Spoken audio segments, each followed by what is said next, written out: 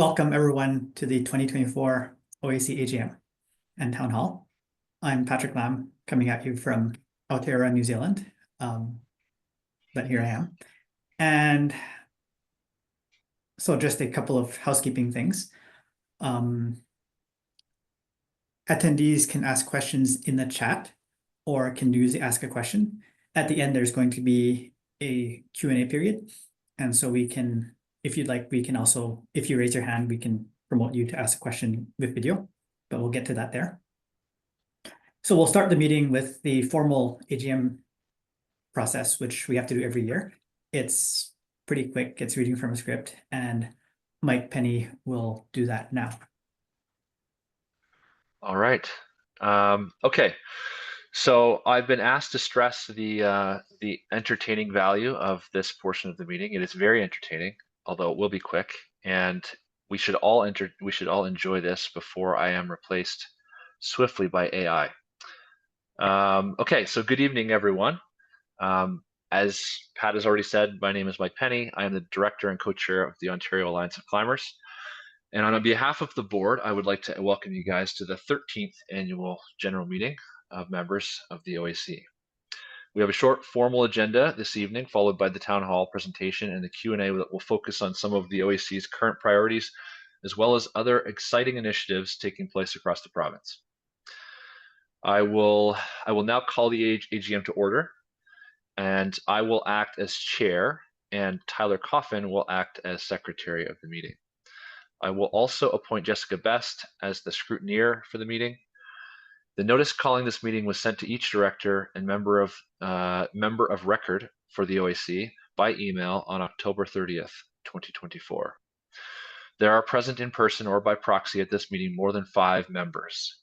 Accordingly, quorum is present and the meeting is duly constituted for business. To expedite the formal portion of the meeting, I will ask that members hold any comments or questions on general matters until the town hall portion of the meeting for tonight's agenda. However, if there's any comments specific to the motions prior to the vote, members should feel free to make them at the appropriate time. I have the minutes of last year's annual meeting, and these can be reviewed anytime. Unless there is an objection, I will skip the reading of last year's meeting minutes. And I'll pause to see if there is any objection to that. Okay.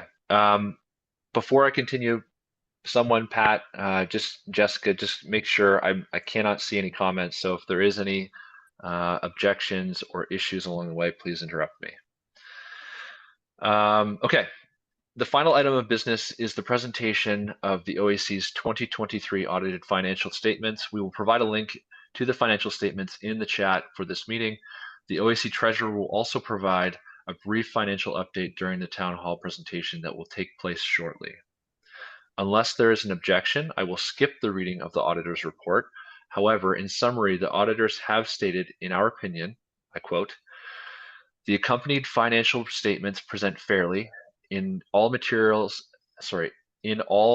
respects the financial position of the organization as of December 31st, 2023, and its financial performance and its cash flows for the year then ended in accordance with the Canadian accounting standards for not-for-profit organizations," unquote. I will pause. If there is an objection, then Matt will read the 2023 financial statements. If there is no objection, as I stated further, there will be a link for your review. Okay. OAC volunteer, OAC volunteer Jeremy Fortier, actually now board member, will now chair the portion of the second portion of the AGM where we elect directors. Yeah, thanks, Mike. Hi, everybody. We will begin with the election of the board of directors. 3 directors are to be elected at the meeting. I would like to nominate Patrick Lam, Tori Silvera, and Tyler Coffin to each serve as directors of the OAC. The bios of Pat and Tori were included in the AGM notice that was sent out to all OAC members on October 30th. And then I think Pat sent out another notice a few days later. Tyler has since expressed his interest to be nominated for election to the board. And so I'll share a bit of background on Tyler.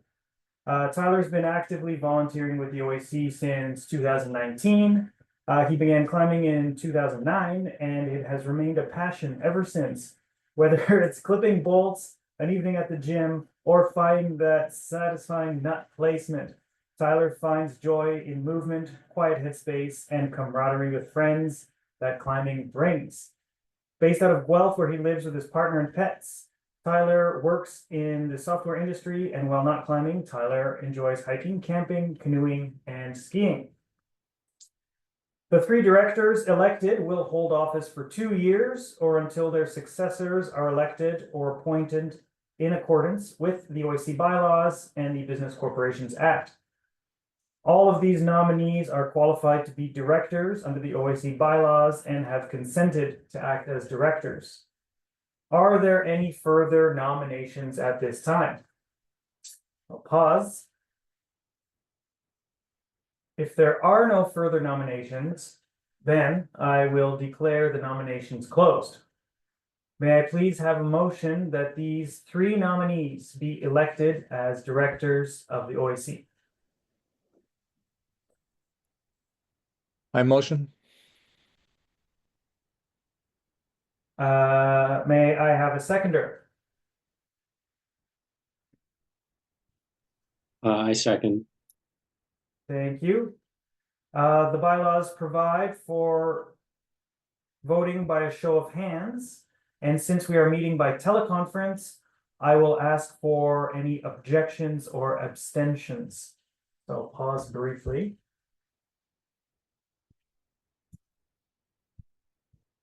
Seeing no objections, then I declare the motion carried. Congratulations, Pat, Tori, and Tyler. And I will turn over the rest of the meeting to Mike. To me. Okay, before I continue, Pat, I think there's some folks in the meeting that cannot message the group, the entire group, everyone. I don't know if that's a setting on your side, but for some Yes, of us, we can I'm working only. at we panelists Excellent, can thank only message panelists, but the attendees can message everyone. So go ahead, and I will work on this as you continue. Oh, sorry, Thank you. Mike, I prematurely passed it over to you. The notes can indicate that I'm to continue, but I think that's fine. So I'll just continue. Okay, now we're going to proceed to our bylaws, and the Business Corporations Act require that any chair be elected by the members by special resolution. The OAC board has proposed that Mike Penny be re-elected as the sole chair of the board.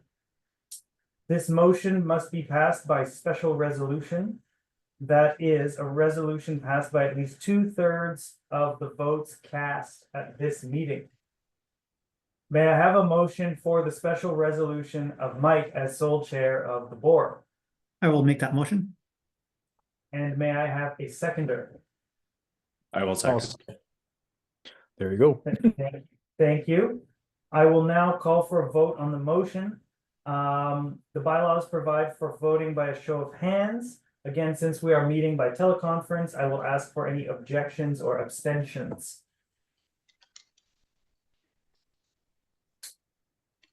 Okay, hearing none, then I declare the motion carried, and Mike Penny will now resume the role of chair for the remainder of the AGM.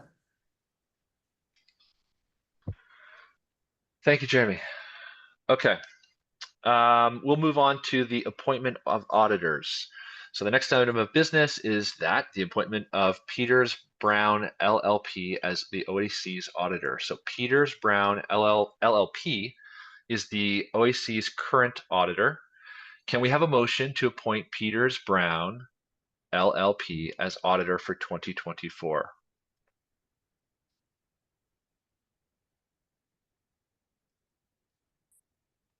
I need participation now. I motion, Perfect. yes. Perfect, thank you. May I have a second, please? I'll second. second. Perfect. Thank you. I will now call for a vote on the motion. Since we are meeting by teleconference, I will ask for any objections or abstentions. Okay, I declare the motion passed, carried. Is there any other business to be brought before this meeting? Okay, then that concludes the formal portion of the AGM. Thank you for attending. And may I have a motion that this meeting may be terminated? Motion to terminate. May I have a second? I'll second. Perfect. We can now move on to the next portion of the meeting. And that concludes our formal portion. Thank you for the patience, everyone. Surely. Good job, Mike. I think we have another slide showing the outgoing board. So if you move to the next slide, Tori. I guess we were going to show that, but we didn't. And then the next slide is another title slide. And then we can continue with the agenda for the town hall agenda, where we tell you what we've been up to all year.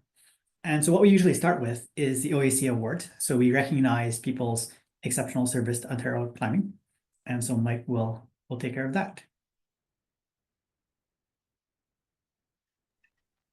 All right. So I don't think that Randy's joined us for this call, but nonetheless, I think it's worth recognizing Randy's significant contributions to the OAC over the years. And if any of you who have joined know Randy or come across Randy in your travels, please thank him for all of the great work that he has done. Years and years ago, Randy was the gentleman who sort of was my resource for the OAC as I was asking him questions and trying to better understand the landscape of access across Ontario. And he is a gentleman who has dedicated many, many hours and much of his time in many different aspects to Ontario climbing and to make climbing a place that we can all enjoy outdoors. And I want to formally recognize and thank Randy by providing him with an OAC Service Award for his leadership across the years and for all of the wonderful things he's done, both in the board meetings, so to speak, as well as on the cliffs. So thank you, Randy.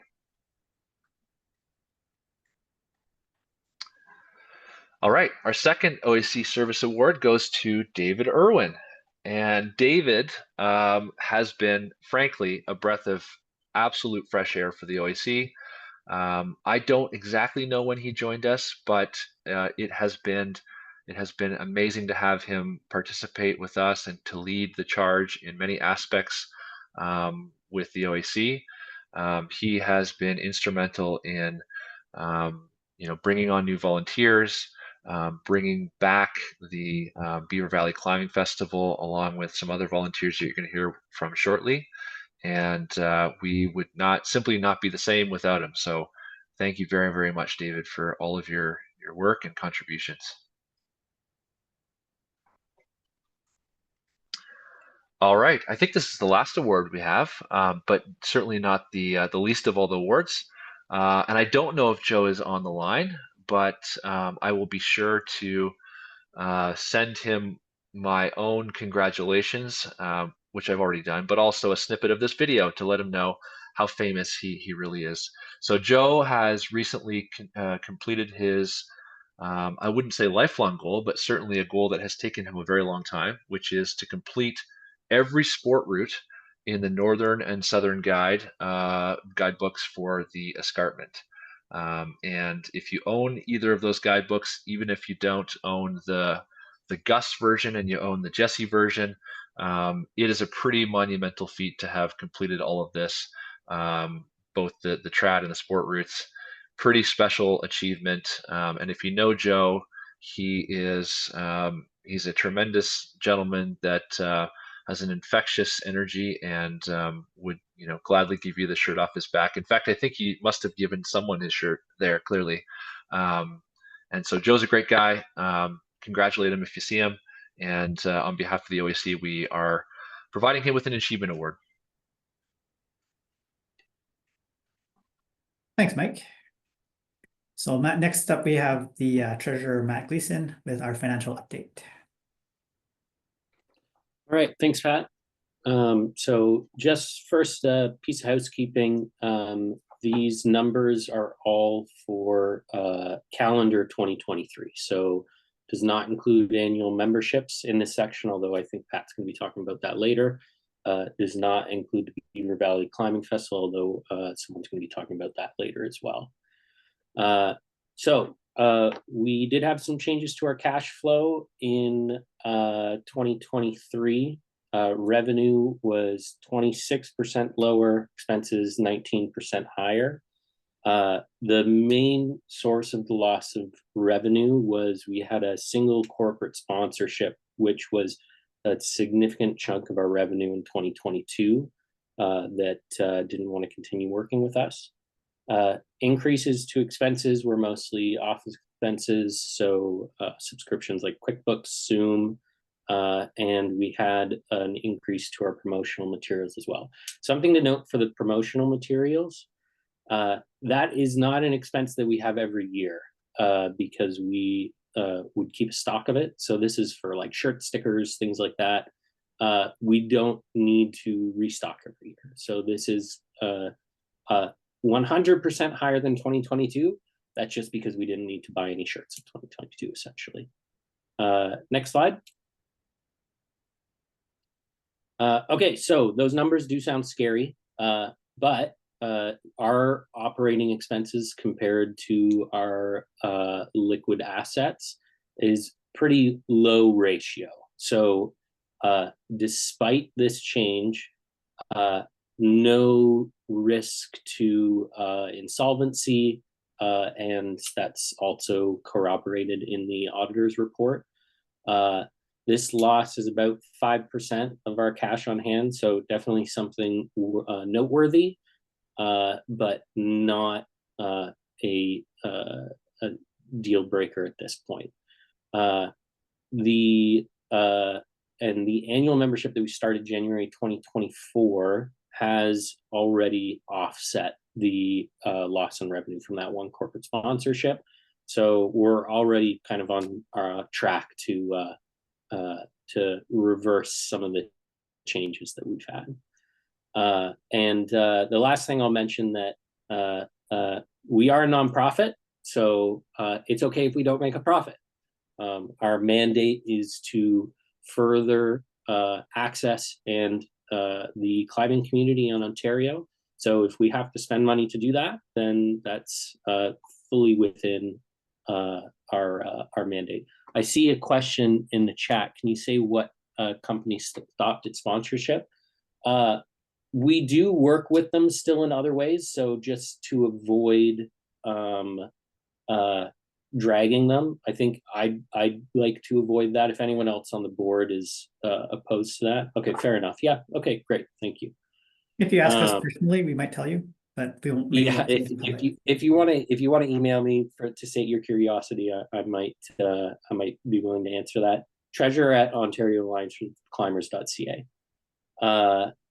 And the last thing I'll do is drop a link to our reports. So I did create a summary report, an internal summary of our financials, and then I'll also link the auditor's report as well.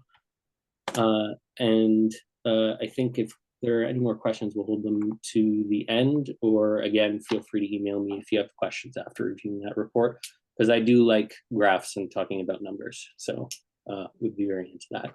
Oh, sorry, I sent that link to hosts and panelists. Oh, yeah, you sent that to hosts and panelists, but everyone, yep, great. Okay, and that's it for me.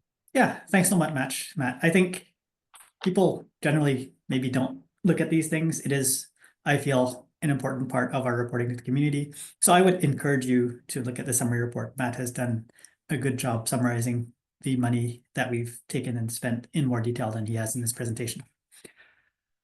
The next segment of the AGM is to talk about the things that the town halls talk about the things that the OAC has done in terms of major projects. Mike P. Just a comment, and thank you, Jeremy. If you guys have questions, I see there's a great question there for Matt with regards to sponsorship, just so that we can help track the questions and maybe answer them a little bit better.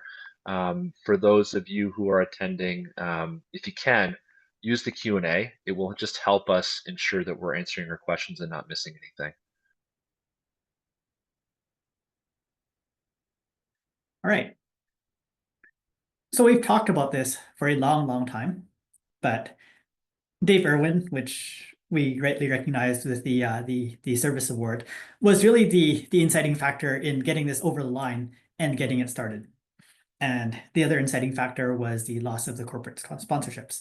And so the deal is we thought people were willing to put in money to support the OAC. We had no idea how much money we would collect from this program, but we just went ahead and did it. And now we know how many people sign up in 2024. And so we opened annual memberships for signing up. And so many of you here will have donated, although you didn't have to donate as an annual membership to be here. You can still have a lifetime membership. So we had 285 people sign up for annual memberships, 207 which are auto renewing. And so as we talked about, we used to get corporate donations from a variety of sources, which have the big corporate donations dried up. We still gratefully acknowledge some donations. And so we were just like, we think it's more sustainable if we rely on the community instead of corporations to fund our core operations. And so the number we got was 6,500 in revenue in annual memberships this year, most of which are $20 donations, some of which are greater or substantially greater, and we greatly acknowledge those as well. In terms of the time, we did a big push in January, and that was when we launched it. And so a lot of people signed up in January, and then they kind of trickle in through the year. I think not on any side, but the other thing that we were thinking of was now we're collecting this money, we want to really make it obvious that we're providing value. And so this really helped in particular fund the Portapotty program, which we've expanded at Metcalfe and Bellevue. That's all I have to say about the annual membership program. If you have quick questions, ask a Q&A. Otherwise, we'll be open to questions at the end as well.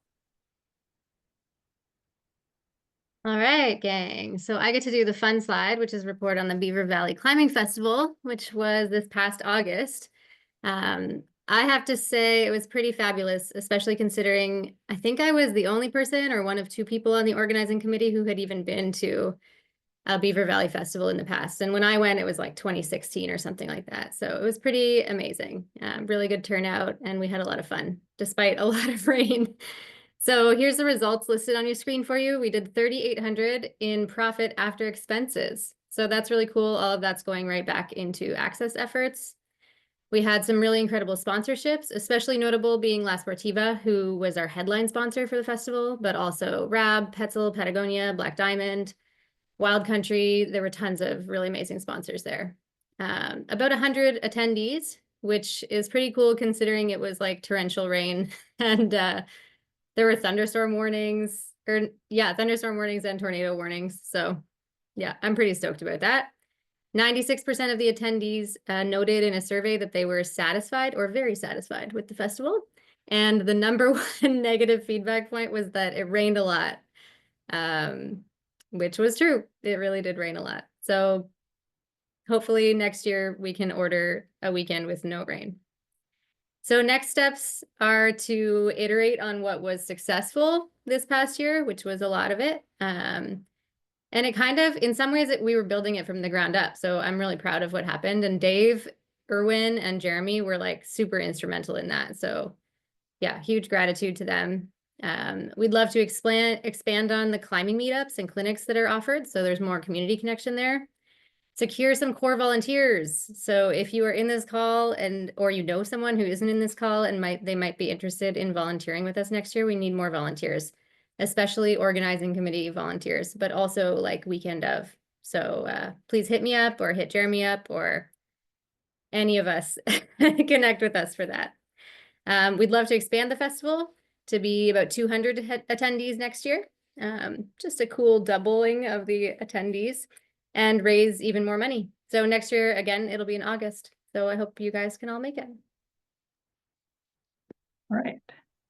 Thanks so much to Tori and the organizers, including Jeremy and Dave, and all the volunteers. We can't do it without the volunteers. So here's some cool pictures we have for the festival. All right, Spring Fling. So we brought back the Rattlesnake Spring Fling this year. And we actually did it at both Rattlesnake Point and Mount Nemo on the same day, which was an idea that was opened up by Conservation Halton, which is still probably one of our best access relationships we have with any land managers. So really grateful for them for helping us throw that off at 2 different parks this year. We didn't actually get a lot of trash, which made for a slightly less rewarding day for the individual volunteers who came out. But it's also a good sign that people are treating the environment better. In the past, we have done, instead of a garbage pickup, we've done garlic mustard pulls. So depending on what Conservation Halton thinks about next year, we might switch to that. There's also the possibility that we might expand to a few more Crags on the same day. So keep an eye out for that. But thank you everyone for helping us clean up and just give back to the community. I think it's really crucial that we continue to do so, just to, one, give back to the people who are helping us out, but two, also give a good name for climbers. I think that's always something that looks good for our reputation, and especially with dealing with other land managers, if they see how strong our relationship is with Conservation Halton, it further encourages them to want to work with us more. Thanks, Jess. Yeah, it's great to have Conservation Halton support, and they've been a great partner to us throughout the years. Next up is Mike Makashuk, and we talked about the porta potties, which we've expanded. So take it away. Yeah, hi everyone. Welcome to the OAC meeting. I just want to inform you about our initiative on providing porta potties to 2 of Southern Ontario's highly frequent areas, Metcalfe in the Caliper Highlands and Old Baldy at Kimberley. There's 2 porta potties at Metcalfe, and we just this year had one installed at Old Baldy. With a very thank you for your support and your membership. As Patrick said, some of our dollars are going towards that. It was really aligning with a lot of our principles and mandates with the OAC to create awareness and respect and how we interact and affect with the areas that we recreate. We provided these services for all the user groups in these areas, fostering a respectful relationship with the community. The porta potties are on contract by Wilton Sanitation. They go in April, and then we have them removed in November. We want to keep working together and keep our climbing areas accessible, and every little bit that we do helps. So I hope you guys appreciate it, and everybody's able to, use them and respect the areas and think about how we keep our places clean, and we respect where we go. Well, thanks. Thanks, Mike. I would also like to highlight Mike Makashuk's service on the OAC board, which has ended this year. I hope that we appreciate everything you've done and hope that you will continue helping out with our projects next year. Thanks, Mike. Thanks, Pat.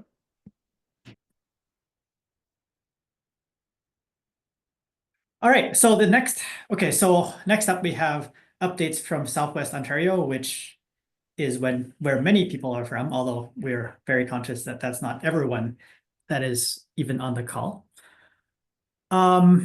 So before the regional updates, I wanted to talk about the new development, which we'll also talk about in the later parts of the presentations. And the OAC really encourages strongly. Look, you gotta find out who owns land before you are gonna go and develop routes on the land, right? And so the OAC is a resource for that. If you are thinking of developing some climb somewhere, find out who owns it, check with us, we can help you find out who owns it. And we have, a track record of working with land managers to secure access to land. So we are, that's our core mandate, right? Making sure that we all have access to places to climb. The other part of this that I want to stress is that part of knowing about the land is knowing about its history. And I wanted to acknowledge First Nations and their traditional ownership of the land. This is a really complicated story, and we're not going to get into this too much in this meeting. I will just say there's a website, native-land.ca, which tells you about some of the land claims that are in place in Ontario. But I would encourage you to look that up and have a discussion with that with your climbing people as well. So with that out of the way, we're going to start with the regional updates, starting with Southwest Ontario and the Niagara Escarpment, which is where a lot of us are sometimes.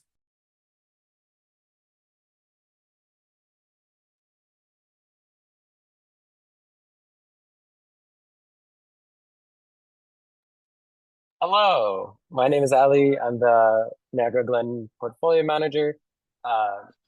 So I'll talk about some of the updates that are happening at the Niagara Glen currently.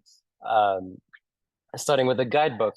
2 years ago, Jesse and I, the previous author of the guidebook, decided to start a second edition of the guidebook. And since then, it's been very slow. Most of the work that I needed to do was done, and it's now Jesse's turn to finish up all the details in terms of adding stuff and reorganizing the book to come out. And the first edition ran out from all shops, and we've been waiting for the shipments to arrive. I think he ordered it from Korea, and it just arrived 2 weeks ago, and now he's sending it out to promotions and retailers. It's the same first edition with a few updates in the book. Otherwise, it's all the same. And if people are asking, it is available now, and will be more available in different spots like climbing gyms and probably Mech. Right now, I think it's just Safe Signs who has some, but it'll be more available soon. Continued growth in popularity. The Glen is getting more and more popular every year since the pandemic, and there are a lot more people entering the park and climbing and visiting, which creates a good thing and a bad thing at the same time. One of the negatives is large groups that are inexperienced in the outdoors. They keep sending out large 8-10 people to the Glen with little experience and very few pads, which has caused more injuries, more ruckus, more disturbance to the nature reserve. And I've been updated about this, and I continue to talk to the community to try and educate people. I've been holding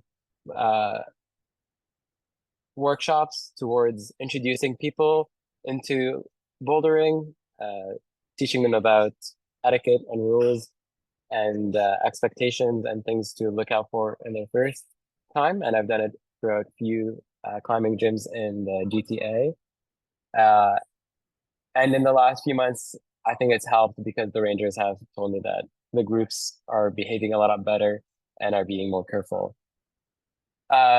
Also recently, they have come to the decision, the Niagara Parks Commission have to want us to inform the community that topping out is no longer allowed or permitted at any boulder whatsoever. They used to have a rule where some boulders could be topped out if it was clear and clean and didn't have any vegetation. But in the last year, they've made it no top outs whatsoever on any boulder, which is a little problematic because some of the bigger boulders are weird and we don't know what to do with that. And when I asked them, they said, well, maybe people shouldn't climb it. And when I asked about, okay, well, you can't police people from not climbing boulders, they said that they don't know what to do. And I left it there.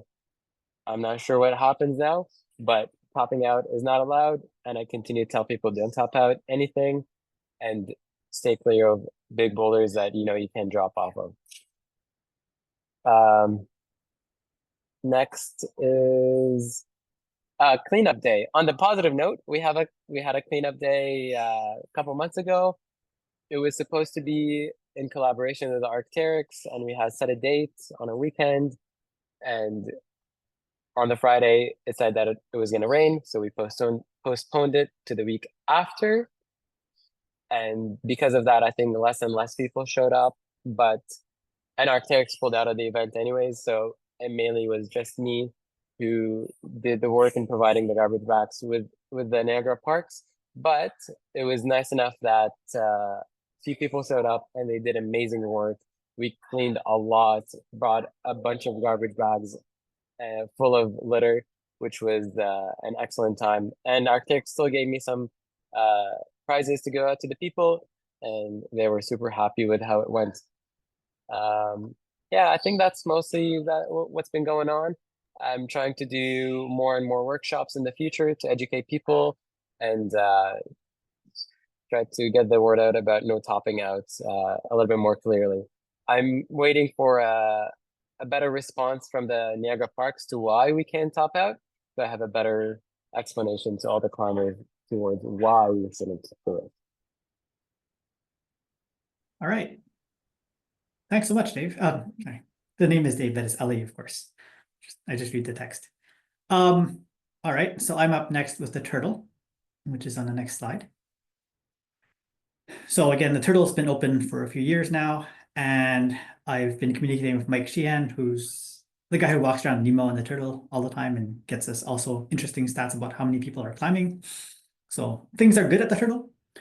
We can look forward to another year of climbing in 2025. Remember, the turtle is in the landowner's backyard. And so if you are talking with any volume at all, then he can hear you, and maybe it's not the best that he can hear people climbing from his living room. I want to super emphasize, please continue to get a permit before climbing at the turtle, right? So I think most people are quite good, but we've had some cases where it's like, well, there's more than 12 people at the turtle. We know that we only have 12 permits a day. Some people don't have permits, right? So please, please, please don't do that. If you know any of your friends who are pirate climbing at turtle, you know, have a nice non-confrontational talk with them. And you know, look, we just can't have people climbing at the turtle without permits. Couple of minor updates. So there's some tree branches that are encroaching on the cliff. So the landowner is fine with them getting cut back. We are going to install a sign to make it super duper extra clear. You have to have a permit before climbing at the turtle. I'm kind of a night owl, so for me, like midnight is no problem. But for some people who are actually morning people, then yeah, I guess midnight is kind of late. So we'll open the registrations at 7 p.m. instead of midnight. And so if you recall, the thing is you can sign up for a turtle permit 2 days before the day that you want to climb. And so you'll be able to sign it 2 days plus 5 hours before the day you're climbing. So that's all we have for turtle. Things are good. Keep on climbing the turtle. Enjoy the turtle. Thank the landowner. We do.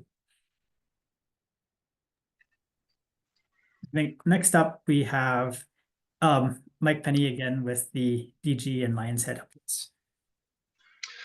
All right. Okay, so a couple things to cover off here with regards to Devil's Glen and Lion's Head. First of all, I am not Dustin JJ, as you all know, but I noticed that Joe joined us and missed our grand presentation and our wonderful celebration for his achievement. So I just wanted to say, Joe, thanks for joining us, first of all. And there you go. And also congratulations on achieving you know, your goal of climbing everything in the guidebook. Truly well deserved, and you are an inspirational man. So thank you for inspiring all of us. The other thing I had on my list as well is to also thank Mike, and you did a great job, Pat. Thank you for bringing that up. Thanks, Mike Masachuk, for all of your hard work and your continued work with the OAC, and we look forward to your continued help and efforts as we move along. So as we talk about Devil's Glen and Lion's Head, just a couple things here. So just to kind of back up a little bit, you may recall that last year in the spring, we launched a letter writing campaign. We had tremendous participation from the climbing community, and we were successful in meeting with the Minister of Environment, Conservation and Parks, David Piccini, and his office. He has since moved on to being the Minister of Labor, and Andrea Cajun, I might be saying her last name wrong, has assumed that role. We have had communication with the ministry since the transfer of ministers, and their position has remained the same. I bring this up because this is a slow-moving process. The government doesn't move extremely fast, as we probably all know. But the great news is that we still have a continued dialogue with the parks, as well as the ministry, and we have myself and Dustin have continued to keep that line of communication open and ensure that that we're putting some pressure on them. So we do have a plan. If we don't see more, the gears move forward, we will enact the next portion of our plan. But at this point, we have a great relationship. And one of the things I do want to stress is that the minister and the ministry are still in the process of finalizing the plans and are working to engage with the public and the climbing community as soon as they possibly can.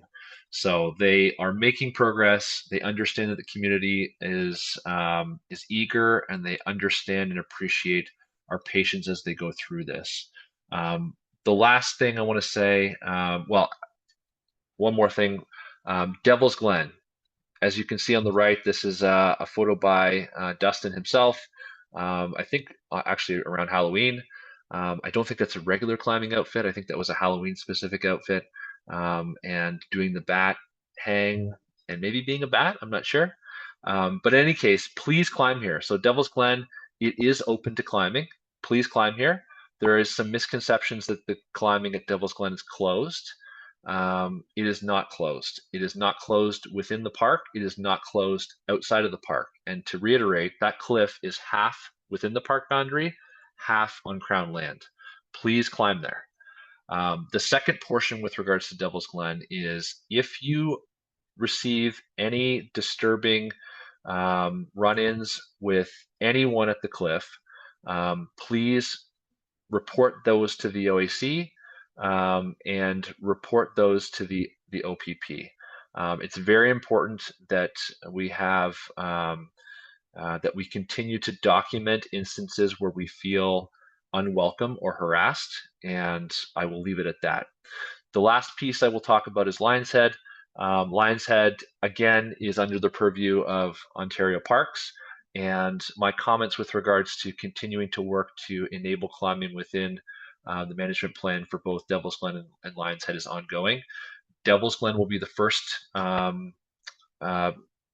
property to be included, and then very swiftly afterwards, Lion's Head will be the next cliff and area to be included. So all good things take some time, and we are eager to get there. I think the overarching message here is that we're in a good place, and that's it.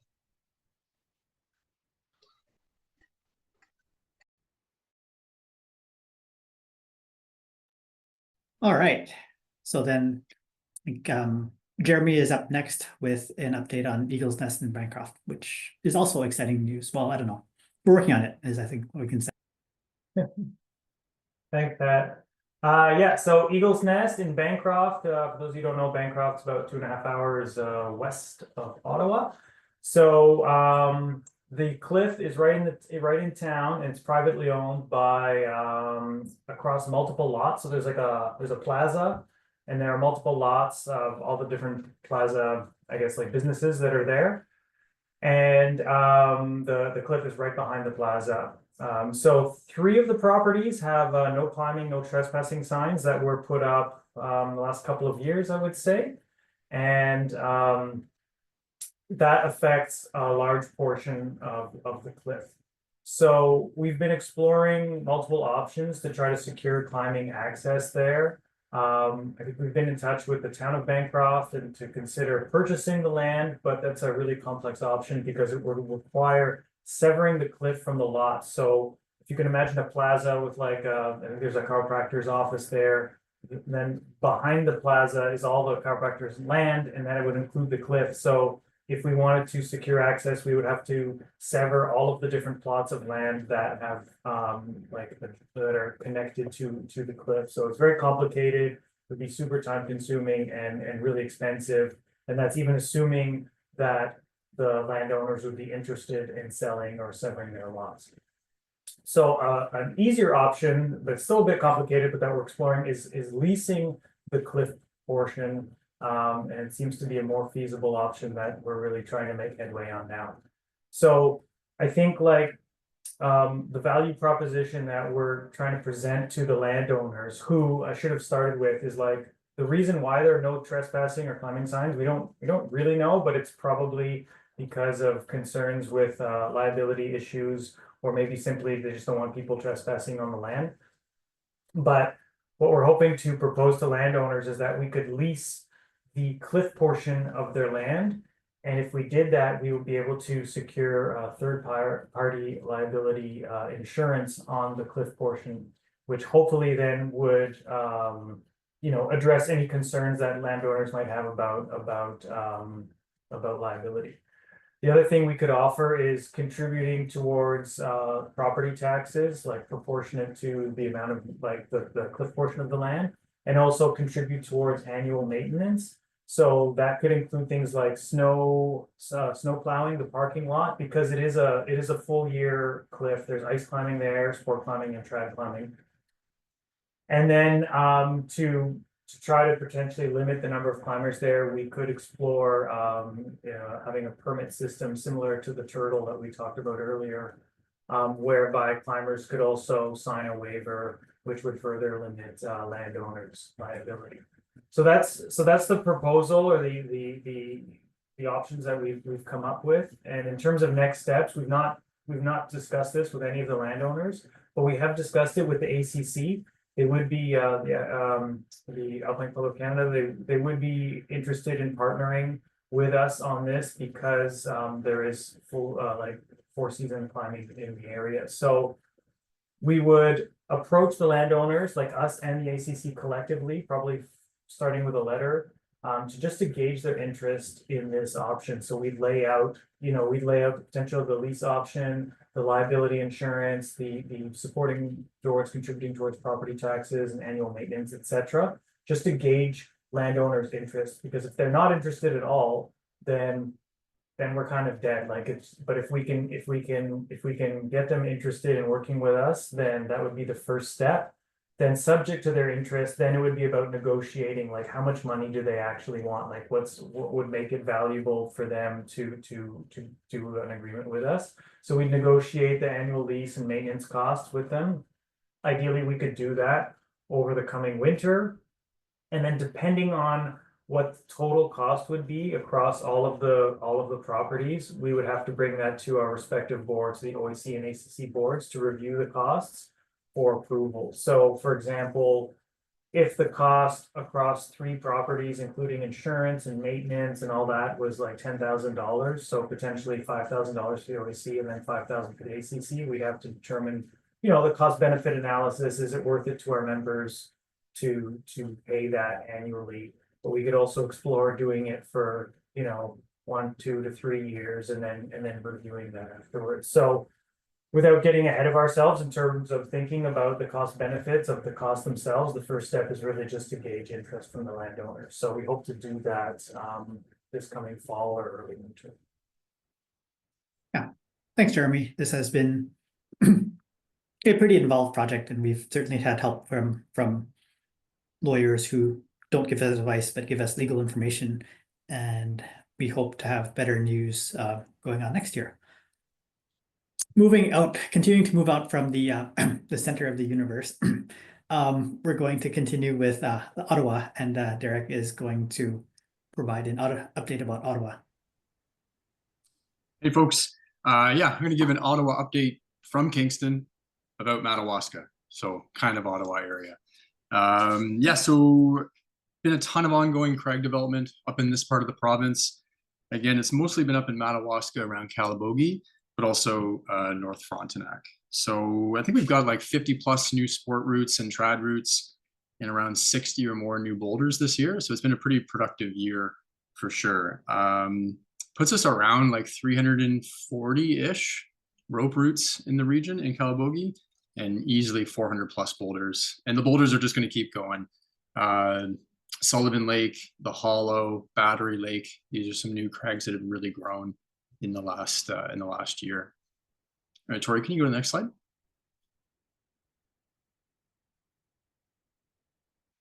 So in terms of more specific regional areas, so Lake Cliff at Kielbasiewicz. Lake Cliff is owned by Kielbasiewicz Peaks, the ski hill. And so Jim Clark last year had done a lot of legwork negotiating access with them. Unfortunately, we had to settle for this kind of use at your own risk agreement, but it seems to be working well. People are respecting the area quite a bit. We've also been doing voluntary raptor closures there. So there's a nesting pair of peregrine falcons that have been there each spring, which has been pretty cool to see. And I think the nests have been successful. This year it was. And so I think people are respecting that, which is great to see. In terms of Main Cliff at Kielbasiewicz, the huge, massive parking lot now has a toilet, which is really nice. And people are using it. There's a lot less poop on the side of the parking lot. That parking lot's still $5 a day per car. So it's an amazing deal. If it is full, and it does get full, you'll get a $30 ticket on the road. So just be mindful of that. In Kingston Mills, a recent accident plus some unsanctioned highlining across the gorge has caused some ripples, but so far climbing is still tolerated. That being said, there's some major construction there right now. We were told that it'll probably have limited access until about April or this spring anyways. Landon Bay, last fall, we had told folks that the bolts there got removed, and over the winter, I had put through an application to the superintendent there to try and regain ice climbing access at the very least. That was rejected, citing significant cultural, ecological, and safety concerns. Huge disappointment, but considering some things, we're lucky it wasn't worse than that. So North Frontenac, though, this is awesome. North Frontenac, there's a bunch of crown land up there that's managed by the county. And they were incredibly receptive. We reached out to them saying, hey, there's some cliffs within the park area that you manage. And they asked us to take photos for their website. So at the very least, that section of North Frontenac, that crown land, has been well received. On the topic of crown land, most of the Kielbasiewicz crags are on crown land, and pretty well all the North Frontenac ones are. Ministry of Natural Resource and Forestry, they're aware that we're out there. They had gave us a bit of grief last year about a bolt fund. However, no new issues have come up this year. It being crown land, this is also land that gets used by other user groups. And so just a bit of a reminder that hunting seasons roll through the fall. In particular, November 4th to I think November 17th, maybe 20th is the deer and rifle season. Just be mindful that that user group, they only get to do what they want to do for 2 weeks out of the year. So maybe we'll give them some space, and really it's only going to affect some of the crags at like Sullivan or Cable Wonders. So anyways, just something to be mindful of. Closures at the bottom, I don't want to spend too much time on that. I think those places are pretty well done for. Okay, Tori. So Skywalk, this is crown land behind Kielbasiewicz Peaks. And this is quickly becoming one of the new most popular crags in the area. There's about 45, 50 routes there right now. And these routes here, they're about 35-ish meters. They're all about 5'7", 5'8", incredibly popular. ACC is super stoked on them. They've been bringing out a lot of folks. The other weekend, there was like 35 people there, which is pretty remarkable for Kielbasiewicz. If you're quick with your phone there, you can grab a QR code. All this stuff's on the Crag. All the local developers in this area toss their stuff on the Crag. So it's about a 20-minute hike. It's super easy trail now. Pretty popular new Crag in Kielbasiewicz. Okay, Tori. This one's awesome. I think like we catch a little bit of flack for our paddle in Crags, but all of us see it as like an attribute. It's something that makes our Crags a little kind of more adventurous, and Wobbin Lake is totally there. Super chill paddle in. The road got resurfaced last year, so you can get in there with a front wheel drive vehicle, no problem. There's about 25-ish routes, probably 30 soon, and mix of moderate trad and sport. A lot of folks have been bringing their families here. There's Crownland camping nearby. It's a bit rowdy. It's multi-use. There's a lot of ATVers out there, but it's pretty rad to see this crag get some love. All right, thanks, Tori. Cave of Wonders, this is our gem. I like some of our crags, we get it. We're a little biased. This one, I think, objectively is pretty rad. We had a few folks from GTA come up. Their words, not mine. They said it was better than Crag Y. So just saying. Big, long, steep granite cave routes. Some of the juggiest 510 climbing you can find in the province. This one is paddle in, but it is 100% worth it. There's Crownland camping, so make a weekend of it for sure. Okay, Tori.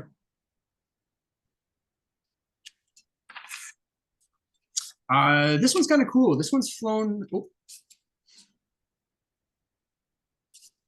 Okay, North Frontenac. So when I talk about North Frontenac, I'm talking about kind of east of Bon Echo. So if you know like Plevna, north of Charbot Lake, Oompa, Crotch Lake, ice climbers will be familiar with this area with Brule Lake or Schooner. So there's been kind of gradual new development and some rumblings of things to come. Hopefully in the next year, we'll have a little bit more information about this. Ironically, that huge windstorm that came in, my cat's freaking out. Ironically, that huge windstorm that came in temporarily made a mess for access, but now some loggers are coming in and there's more roads, which is really helping. We rediscovered an old roadside ice crag by Brule Lake. So if you drive all the way to Brule and the lake's not frozen, which is happening lately, you got a plan B, you got a fallback plan. There's a guide available on Andrew's site. We found out later that it had already been discovered in the 90s, of course. And so I need to send Andrew an updated guide for that. But anyways, there's a handful of really nice moderate ice routes there. Okay, thanks, Tori. This one kind of flew under the radar. This isn't a new crag. It got developed a bit during COVID, but no one really knows much about it. It's kind of by Pembroke. It's a bit of an approach to get to it, but there's a ton of routes there. It's beautiful, granitic, nice, like really classic Eastern Ontario Canadian Shield. High concentration of some awesome mixed routes and some pretty hard cracks too. Definitely a worthwhile crag to check out if you're in this part of the province for sure. Okay, Tori. In terms of initiatives, things that we've gotten up to, Joe Skopec, and we hosted this thing called the, what do we call it, Joe? The FA Battle Royale or something like that. Joe, Sean, and Julian, out of pocket, developed a bunch of routes, and we had a bunch of developers come up for the weekend and hang out at Cave of Wonders, drew names out of a hat, and we all competed for the first ascent on some beautiful lines. It was kind of a trial run. We're thinking of making this a bit more of a kind of like a wider audience next year. We'd be kind of neat. The Boulder Bash was well attended. They had over 75 participants. I heard that Kingston was well represented. The Kingston Bouldering Co-op sent out a big crew. They raised a bunch of cash for climbing development in the area, and they did a cleanup too. I guess they found like a couple propane tanks, and then someone had chucked an old TV off the cliff, which is kind of mind-boggling. Huge shout out to Crystal and Jason for organizing that. They've done a tremendous amount of work for bouldering in that area for sure. We also kind of stole the Golden Brushes idea from Squamish. We did a little survey and we awarded some developers. So we had Jim Clark, Alex Atkin, and Dan Snelson won for best new routes that have gone up in the last couple of years. And then, you know, without a doubt and super deserving, we stole Joe Skopec from you guys. I'm sorry, we brought him up here and he's kicking ass up here. He's yeah, single-handedly motivated us all to bring our drills out and get some more routes up. So Joe won Developer of the Year for that one. All right, sorry. Yeah, so there's a photo from Boulder Bash. I don't know if this is some bouldering mating ritual or something. I don't know. They sent it to me.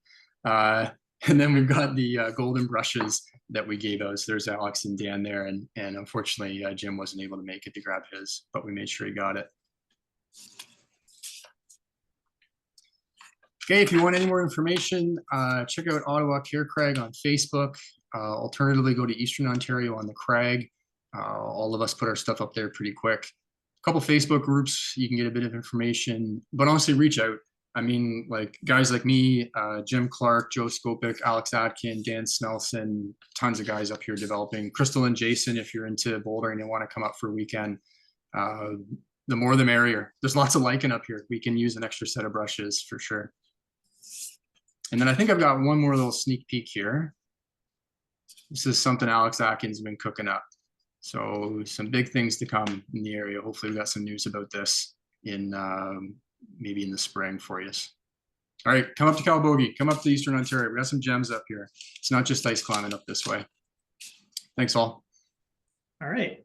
Thanks so much, Derek. Looks like there's lots of exciting things going on over there. I will use the microphone to ask you a question. Anything that's more than one pitch? So this big things to come. These are this is a 60-meter cliff. Nice. Yeah.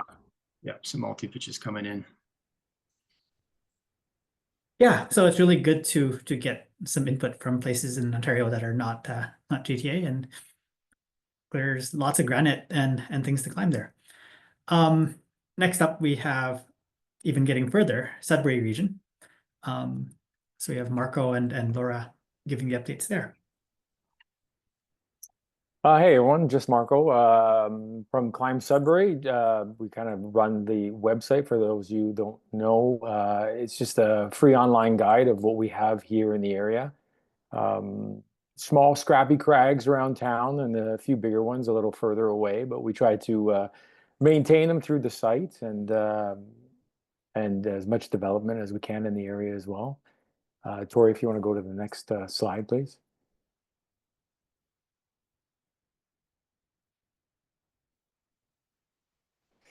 Timberwolf is one of our areas. Not much. It'll be pretty quick and easy. I'm thinking from the Sudbury area, but Timberwolf is just a continued success story for us. It's a crag that was developed quite a few years ago, back in the 80s, and it's on the Maley Conservation Area, and we have a really great relationship with them, and things are going really well there. We've done some cleanups in the area as well. And they're super happy about that. Echo Crag is probably one of our most popular crags here in town. We're going to organize some maintenance here in the spring. We have some kind of swampy areas that we have to access to get to the crag. So we'll be doing some of that this spring. Bethel this year had 3 new routes go up. The nice thing about some of our crags here, they're right in town, so you can get off of work at 5 o'clock and go climb for a few hours, which is really unique for Sudbury. Yeah, with 3 new routes went up here. A few new routes went up at Waco as well. That's a couple hours away. A beautiful chunk of rock way back in the bush. Great climbing on Crown land. An interesting addition to Climb Sudbury was Devil's Rock. I had a gentleman reach out to me from Germany who, I want to say it was in the 90s, developed with some people from Toronto or the GTA area, Devil's Rock up on Lake Temiskaming, and it hasn't seen a lot of attention over the last 20 years, I'd say. It's a beautiful chunk of rock. I've never climbed it. I've been by it, and hopefully we can start cleaning that up as well and getting some more cliffs. It's I'd say that's a multi-pitch crag. I think Patrick, you were asking. For us, we have a couple other multi-pitch crags, which is the Eyeball, that whole area up in Algoma. It's seeing a continued development from some Toronto developers as well, and really beautiful piece of the province up there. Cork is another 330-foot cliff that we have with multiple. It's all trad there with multi-pitch climbs as well. Really nice. Ice climbing, I know at Long Lake, some of the neighbors have voiced concern about some of the parking and how we access the lake. So just trying to maintain positive relationship with everybody. Tread lightly when you go by there. Maybe not all park in the same area.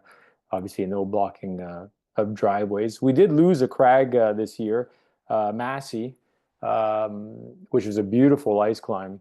It's on private property, and new owners of the home do not want us accessing their property anymore. I did update the Climb Sudbury website on that. Hopefully one day they'll allow us back on there. It's for the ice climbers out there. It's a beautiful, beautiful piece of ice. Next slide, please.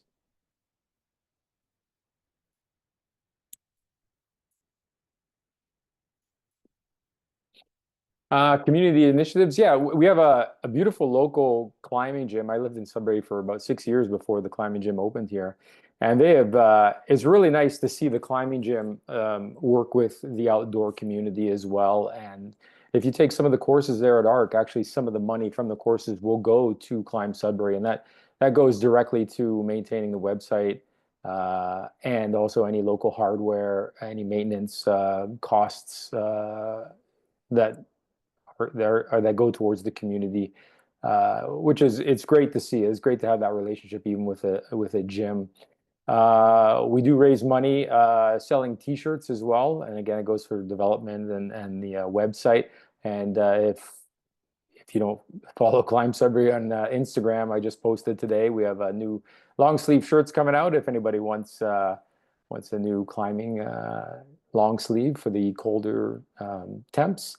Yeah, basically it's all community based and volunteer what we do up here, and it's been really successful. I'm really proud of the community. It's a small community, but a very tight community. It's really nice to be a part of, certainly. And I think that's everything. Yeah. All right, thanks so much, Marco. Another more exciting places in Ontario to climb. And we're also glad that we have people on the ground who are contributing to access in these places, because it's got to be people living near the places who are going to take care of these places. We also have an update from Thunder Bay, which is even farther. Yeah, middle of nowhere. Thunder Bay. A lot of the big images that you saw throughout this presentation, a lot of those come from Thunder Bay, which is really cool to see. It's not only really good imagery, it's also really good climbing up here. Those of you who have been up here kind of know how awesome it is, but it's harder to get people to come up here just because there's so much climbing all over Ontario, but you should totally make a trip here if you haven't already. I'll start with some access updates. There's Fort William First Nations land, which is right in Thunder Bay. There were no trespassing signs that went up several years ago, and those are still up. We like to respect those closures, and that we have a lot of cliffs in this region, so it's not really an issue for us to respect their wishes and not go climbing there, although there is a lot of climbing historically that's been done there. But yeah, those areas are still closed. So that's Crescent Lake, Mount Godfrey, and Brule Bay.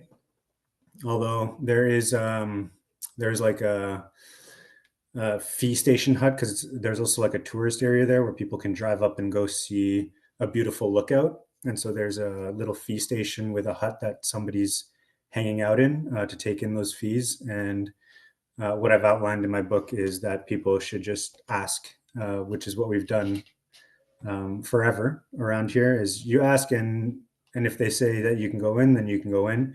If they say no, then you just plan to climb somewhere else. Another crag, which had some issues that arose during COVID, is Grey Wolf. The trail system and parking is, it's on a public road, but it's right in front of this guy's house. And he just didn't really, during COVID, want many climbers to be hanging out there. So we kind of respected that. and sort of stopped going there. It's a beautiful crag, and the trail system starts on a bit of private property and then goes into the Crown land. So that's kind of still an ongoing issue that we're trying to work on to figure out essentially if we could park somewhere else and have a different trail system that avoids going through the private property so that we can freely access the cliffs back there. But for now, it's still kind of the same as it's been for the last 4 years now, I guess. Then we have 2 provincial parks that don't allow climbing. That's Sleeping Giant and Wimet Canyon. Absolutely stellar cliffs. Sleeping Giant has the tallest cliffs in Ontario. So it's absolutely spectacular. And maybe you've seen images of the Sleeping Giant. It's all over in like tourist posts and things like that. But it's phenomenal cliff line. And there are climbs that have been done there prior to it becoming a provincial park. So personally, I haven't lost hope that someday we can figure out with the park managers a way to reopen climbing, even if it's just on a certain part of the super long cliff line. And same with Wimet Canyon. It's like this giant canyon with 100-meter walls on either side that stretch for quite a ways, several kilometers. But climbing is not permitted there. But and we respect that. We don't go climbing there. But I think it's something to try to figure out in the future if there's any way for climbers to be able to access those cliffs. And that might be something that we can figure out potentially with the OAC, with their efforts with trying to figure out provincial park in Southern Ontario. So that might be something for the future, but for now it's still closed. The Dorian Tower, really popular, iconic pillar of rock that shoots out in the middle of a canyon. And it's fantastic. A lot of people travel here to climb the Dorian Tower. I take tons of people out there every rock season. The road in is getting extremely rough to the point where when I guide, I have a minivan, which has made it over the years, but it's starting to bottom out every time.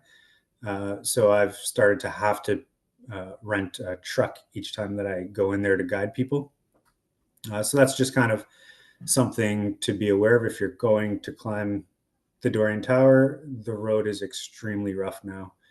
And that's something that I'm going to hopefully, I've reached out to the township of Dorian and also the people who own a parcel of the road that goes in, and they don't really want to do anything about it to fix it. So I'm kind of thinking I'll do it myself. So that's something in the future. Maybe it'll get fixed up. But for now, it's just, you just need a high clearance vehicle or 4x4. There's some other cliffs that are on private property, like Climbers Cliffs. It's still closed, but again, it's kind of like no big loss because we have like a ton of cliffs to enjoy around here. One big thing that's happened over the last year, actually in the last several months, is the climbing gym in town here has now shut down. It was due to an accident that happened in there, and she had to shut the doors down. So currently we have no climbing gym in Thunder Bay, but I have some friends who are working on opening something up. So I think that'll just be a temporary thing before we have a new gym. Pass Lake is another cliff. It's the only sandstone cliff in Ontario with climbs established, and it's fantastic. Really awesome climbing. Buttload of sport climbs there that can be vertical to overhanging. And that's one cliff that is owned by a local climber. So we have that secured in that way, which is really cool. For more information in general, I released a guidebook to the region. I had a first edition that I released 7 or 8 years ago, and now I updated it the book with a second edition now. It's got like 1,000 climbs listed, over 18 areas with tons and tons of walls. Well worth picking it up. It's full with resources, all the climbs listed and all that. So that's a major thing is if you want to know about the climbs in the area, pick up the guidebook. And I'm not just saying that as the author, it's just a good resource. You can also just get in touch with me anytime, Aric Fishman. I've got all the info that you need and always happy to chat with anybody about anything. On my website, it's my guiding website, outdoorskillsandthrills.com. I have a page in there that I keep very well updated about all the new routes and updates in the region. So you can go to Outdoor Skills and Thrills, click on Explore More in the main menu, and then scroll down to New Routes and Updates. And so that kind of supplements the guidebook until I need to come out with a third edition. So you'll have the guidebook and then all the info there to be able to guide you along your way. You can also reach out to me on Instagram. It's at outdoor_skills. And there's also some Facebook pages. There's one Facebook page that's like a Thunder Bay Climbers Facebook page. It's called Thunder Bay Climbers. You could also just reach out to me through any of my social media, and I'm happy to give any info that you need about anything in this region. Next slide. The outbreak wall. Fantastic cliff line. This is kind of like, I think it's one of the most, there's a few really, really good cliffs, but this along with one other, I think is kind of like some of the top best climbing in the area. This cliff is about 2 kilometers long, and it's got climbs up to about 60 meters. So that's a lot of where myself and some friends have been focusing on doing route development. And there's a lot of climbs there from 5.7 up to 5.13, 13B, 13C. So yeah, come check it out. There's lots of good. You can go to the next slide. It's all on Crown land. There's plenty of really splitter crack climbs and really good sport climbs from single pitch to multi-pitch. So that's a really great spot to check out. It's all on Crown land. You can go to the next slide. Another absolutely stellar cliff line is Orient Bay. You could see the approach time from the road to these cliffs is like 30 seconds. And these cliffs stretch for kilometers, and it's got walls up to just over 100 meters tall. And there's tons of climbing there. A lot of folks from Southern Ontario come up here every year, including Dustin, who's not on the call right now, but he was supposed to be, who come up every year and do a buttload of climbing and a lot of route development also. So it's a really fantastic cliff line to check out. Next slide. Just go quickly through some general updates of the year. Most of the updates that I would have is regarding development, because everything is kind of like status quo with everything else in terms of access. But route development in the region over the last year, myself and a few others have been focusing mostly on the outbreak wall as well as Orient Bay. But the outbreak wall this year, we put up 16 new climbs that are single pitch and multi-pitch. Orient Bay got 12 new routes, single pitch and multi-pitch lines. Pass Lake got 3 new routes up there. Silver Harbor, it's like a shorter cliff, about 15 minutes east of town. That got 10 new climbs. And there's a new bouldering area, which is kind of unique for this area because most of the bouldering is like in talus fields, so the landings kind of suck. But we found this new area that we called Stonehenge, which is just filled with boulders with perfect landings. And it's really high quality bouldering to enjoy here. If you want info on that, if you come up here, just give me a shout. Yeah, you can go to the next slide. This is just an example of some of the rock. This is the outbreak wall. You can go to the next slide. And looking forward to the ice, we have hundreds of ice lines with very little approach. Obviously, no avalanche danger like there is out west. But yeah, looking forward to the ice season, which is gonna start 3 weeks from now. I'm looking outside as I see frost forming. Yeah, thanks. All right. Thanks so much, Aric. And certainly in the comments, we got a bunch of people drooling over the photos. And I was going to ask, so when does ice season start? So that's the question that I want to know. Yeah, normally it actually starts right now. But this year, I'm guessing that it's going to be a few weeks late, just based on the conditions. Yeah, maybe I'll be able to get there in 2025. Okay. So we've had updates from all across Ontario, and it sounds to me like lots of people are getting out there and developing new climbs, and things are great. No, there's always challenges. We're working on the challenges as best we can. So there's two more things that I want to say, just two quick things. So this is again how you contact us. You can email us at info@, and we'll respond to you. We haven't announced this yet, but we are launching this year's climber survey. So one thing you can do to help us is to, in addition to renewing your memberships, which is coming up soon for many people, is to do this year's climber survey. And so it is now live. The address is down there, survey.ontarioallianceofclimbers.ca/2024. And we really want to know what's going on with climbers and your climbing in this year.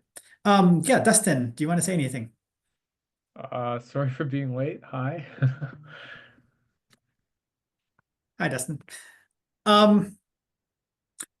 So we have a Q&A at this point, and I was wondering if we want to stop the recording we probably don't need to. We'll probably just, you can imagine that you're off the record, because any recordings we publish might omit sensitive things that we might say in the Q&A. Traditionally, we have been pretty open in the Q&A and saying things that saying what we think about things, and that's how we operate. But maybe we won't publish it. And so, if you want to ask a question, you can ask in the Q&A. You can ask in the chat, or you can raise your hand, and it looks like I can give you the permission to speak, so you can ask it by speaking if you want as well. Other than that, thanks for coming to the meeting, and I hope everyone's stoked to, well, I mean, it's shoulder season, right? So there's still some rock in Southern Ontario. Get out there.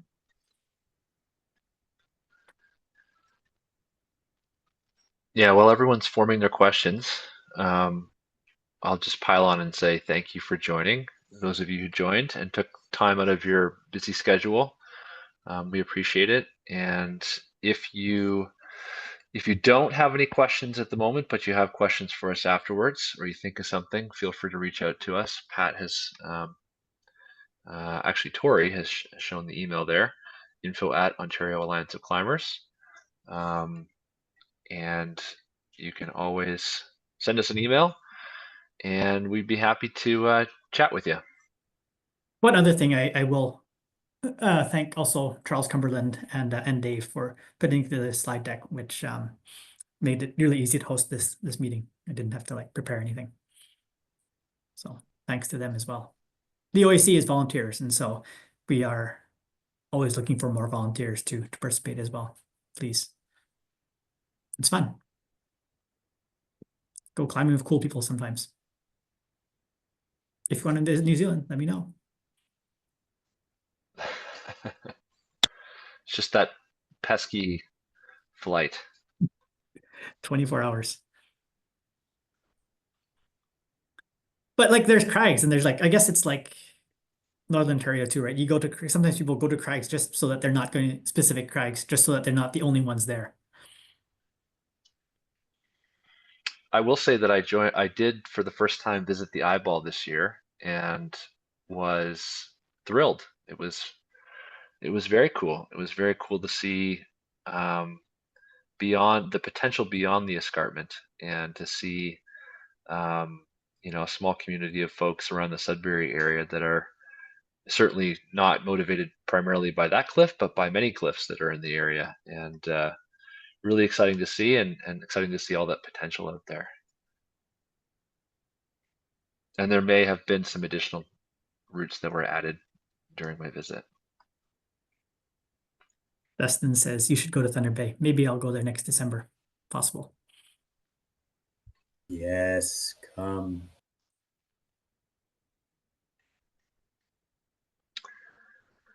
Okay, so we'll leave it open for like another minute or two, but it sounds like you guys have done a great job. Everyone's done a great job of addressing questions along the way. If there are, as I said, questions, feel free to reach out to us at info@. But I want to say thank you to each of you who volunteered your time. Thank you to those who attended the meeting. Yeah, big thank you to the folks that prepared all of the work and put together some great slides to share with the community. So thank you very much for that. And I'm sure that we will have more participation, so to speak, as people view this recording who were unable to attend the meeting. So with that, Pat, I'll leave it to you to end the meeting whenever you're comfortable. Yep, I'm just gonna leave it for a minute or two. Sometimes it's always people do take a while to come up with questions like, oh, what, I have to say something now?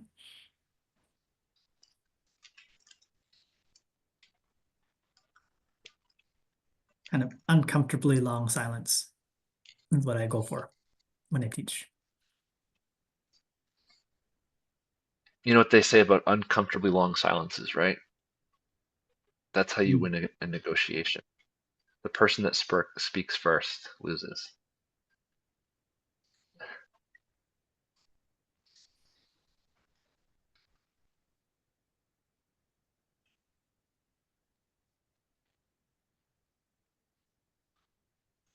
Okay, I think we're good.